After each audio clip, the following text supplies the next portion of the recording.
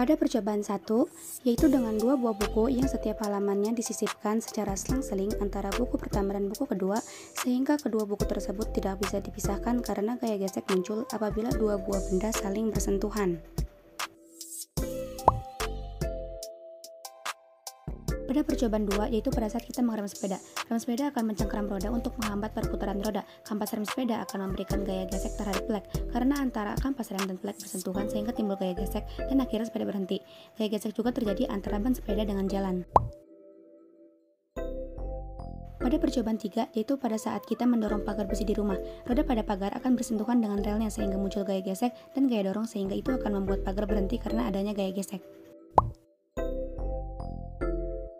Tabel hasil pengamatan. Nomor 1, percobaan 1.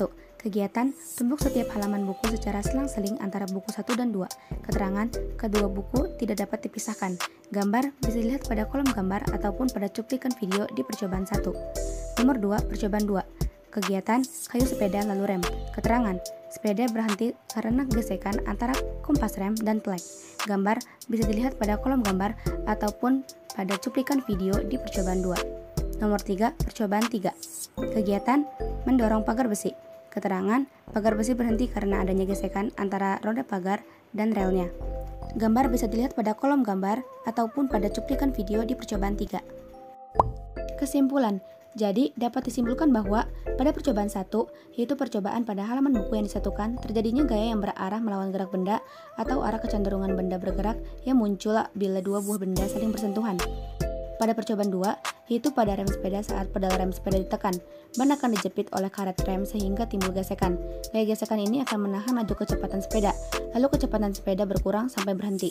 Jadi, gaya gesekan yang timbul akan menimbulkan perubahan kecepatan sepeda, bahkan menghentikan laju sepeda. Pengaruh gaya yang terjadi adalah benda bergerak menjadi diam. Pada percobaan 3, yaitu roda pagar, di mana terjadinya pengaruh gaya terhadap gerakan benda gaya gesek orang mendorong pagar berupa gaya gesek dan gaya dorong, yang mana pengaruh kedua gaya tersebut akan menghasilkan pagar yang diam dapat bergerak. Sekian dari saya, kurang lebihnya mohon maaf. Wassalamualaikum warahmatullahi wabarakatuh.